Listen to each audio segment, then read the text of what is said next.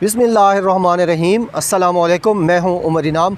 Supreme court of Pakistan ने आज एक तारीख़ी फ़ैसला दिया है जिसने सदर पाकिस्तान और वज़ीर आज़म पाकिस्तान के मौक़िफ़ को तस्लीम कर लिया है और उनके मौक़िफ़ की फ़तह हुई है। बड़ा बेहतरीन फ़ैसला जो मांगा गया था, जो सदारती रेफरेंस भेजा गया था, जिसमें राय पूछी गई थी सुप्रीम कोर्ट ऑफ पाकिस्तान की, आज वो फ़ैसला 20 समातों के बाद सुनाया गया है।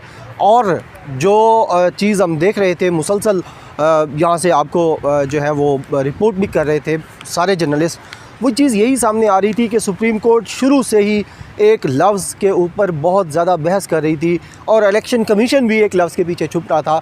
इलेक्शन कमीशन सीक्रेसी के पीछे छुप रहा था और सुप्रीम कोर्ट जो है वो बार बार उनको कह रही थी कि आपकी जो कोर ड्यूटी है वो फेयर एंड फ्री इलेक्शन है और उसके साथ साथ तमाम करप्ट प्रैक्टिसेस को रोकना है। लिहाजा आज जब ये फ़ैसला सुनाया गया, सुबह 9:30 का ये टाइम दिया गया था, 9:35 पर जजेस साहबान तशरीफ़ लाए। जैसे ही बैठे तो चीफ़ जस्टिस ऑफ पाकिस्तान ने यह फ़ैसला सुनाना शुरू कर दिया। उन्होंने कहा कि हमें सदारती रेफरेंस भेजा गया था और हमसे जो ओपन बैलेट और सीक्रेट बैलेटिंग है सेनेट ऑफ पाकिस्तान में जो इलेक्शंस होते हैं उसके ऊपर राय पूछी गई है। हम अभी मुख्तसर फ़ैसला आपको सुना रहे हैं, ये कहा चीफ़ जस्टिस ने। उन्होंने कहा कि इसका डिटेल्ड जो डिसीजन है वो भी जल्द आ जाएगा। उन्होंने जब बात शुरू की तो उन्होंने कहा कि ये 4-1 का फ़ैसला है, मेजॉरिटी डिसीजन है ये।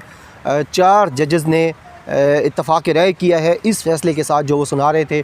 और उन्होंने कहा कि जस्टिस याह्या आफरीदी जो हैं उन्होंने इख्तलाफ किया है इस फ़ैसले के साथ। इस जो ये 3 मिनट का उन्होंने सुनाया मुख्तसर फ़ैसला, इसके 4 अहम नुकात, 4 अहम पॉइंट क्या हैं वो आपको बता देता हूँ। सबसे पहले जिस तरह मैंने इंट्रोडक्शन में कहा कि एक लफ्ज़ जो जस्टिस एजाज़ुल एहसन साहब की तरफ से मुसलसल सुनाई देता रहा, वो लफ्ज़ ये था कि जो सीक्रेसी है वो एब्सोल्यूट नहीं है।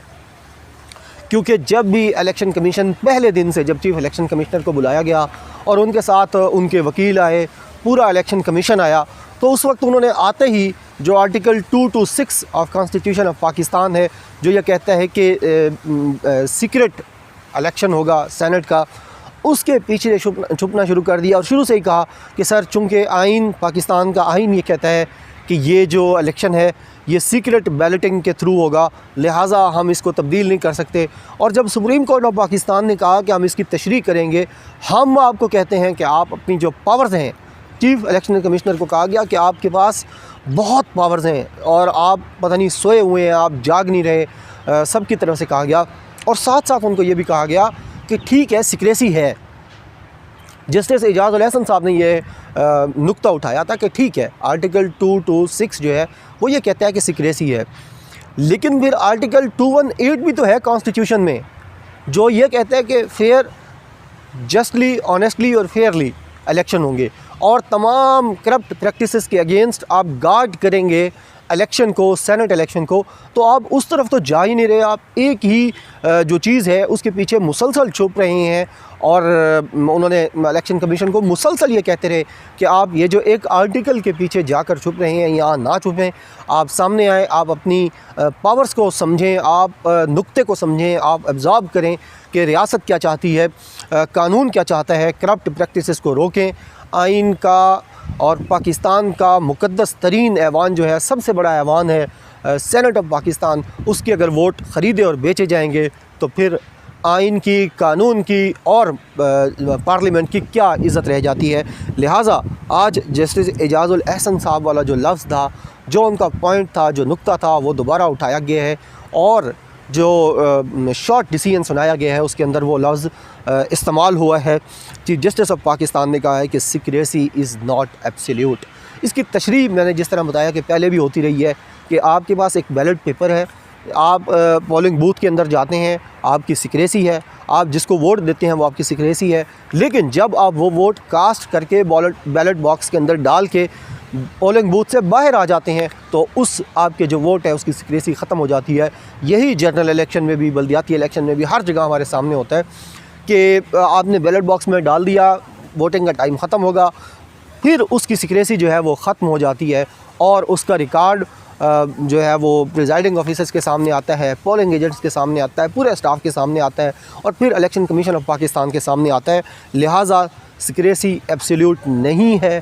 चीफ जस्टिस ने एक पुराने केस का फ़ैसला सुनाते हुए भी यही कहा था कि सिक्रेसी एब्सोल्यूट नहीं है। और इसके साथ साथ जो एक इंतहाई अहम चीज़ और डिस्कस की गई वो ये कहा गया कि ये चूँकि सुप्रीम कोर्ट ऑफ पाकिस्तान की आइनी ज़िम्मेदारी है, पहली ज़िम्मेदारी है कि वो तमाम करप्ट प्रैक्टिसेस को रोकेगा, फेयरली, जस्टली, ऑनेस्टली इलेक्शन करवाएगा। इसलिए सुप्रीम कोर्ट ऑफ पाकिस्तान ने कहा है कि ये जो आपने इलेक्शन कंडक्ट कराना है फेयरली, जस्टली, ऑनेस्टली और तमाम करप्ट प्रैक्टिसेस को रोकना है, इसके लिए आप टेक्नोलॉजी का इस्तेमाल करें। अब ये जो टेक्नोलॉजी का इस्तेमाल का मशवरा दिया गया है इसके अंदर, ये टेक्नोलॉजी की जो बात सबसे पहले सामने आई थी वो अटॉर्नी जनरल ऑफ पाकिस्तान की तरफ से भी सामने आई थी कि जनाब वाला अब टेक्नोलॉजी का दौर है और इलेक्शन कमीशन को चाहिए कि जो भी करप्ट प्रैक्टिसेस हैं उसको रोकने के लिए बार कोड लगा सकते हैं, उसको रोकने के लिए मज़ीद चीज़ें कर सकते हैं।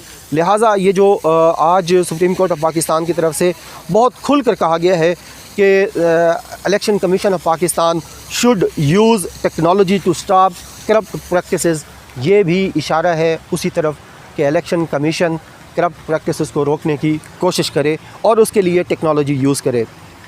इसके अलावा जो उनकी ड्यूटी है वो उनको बार बार बताई गई कि करप्ट प्रैक्टिसेस आपने रोकनी है, फेयरली, जस्टली करवाना है इलेक्शन को। और इसके साथ साथ अटॉर्नी जनरल का जो मौक़िफ़ सामने आया है इस फैसले के बाद, जो कि हुकूमत को रिप्रेजेंट कर रहे थे, बड़े बेहतर अंदाज़ में, बेहतरीन अंदाज़ में उन्होंने हुकूमत का यह केस लड़ा था इस अदालत के अंदर। अब उनकी जो राय सामने आई है, अटॉर्नी जनरल ये क्लेम कर रहे हैं कि उन्होंने कहा कि जो हम मांग रहे थे वो हमें मिल गया है।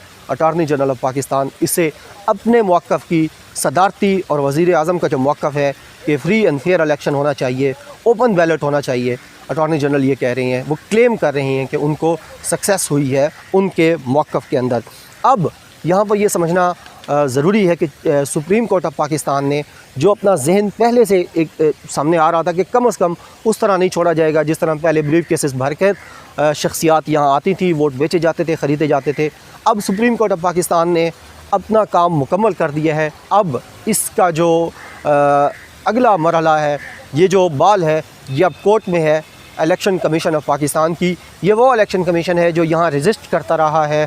चीफ़ इलेक्शन कमिश्नर साहब रोस्ट्रम पर खड़े होकर चीफ जस्टिस के सामने और तमाम जजेस के सामने ये कहते रहे हैं कि हम नहीं समझते कि इसको बार कोड लगाना चाहिए या इसके ऊपर सीरियल नंबर लगाना चाहिए। हम ये समझते हैं कि वो 226 के पीछे हम छुप रहे हैं, हमें छुपने दिया जाए।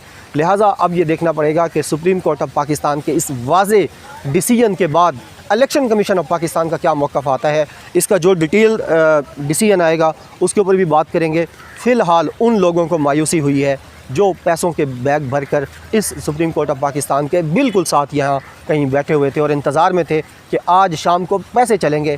फ़िलहाल उनके पैसे अभी तक नहीं चलेंगे जब तक इसका डिटेल्ड जो डिसीजन भी आता है और सूरत हाल वाज़ेह नहीं होती। लेकिन जो शॉर्ट डिसीजन है वो ये बता रहा है कि हुकूमत का जो मौक़िफ़ था, अटॉर्नी जनरल का मौक़िफ़ था, उसकी फ़तह हुई है। बहुत शुक्रिया। अल्लाह हाफ़िज़। पाकिस्तान जिंदाबाद।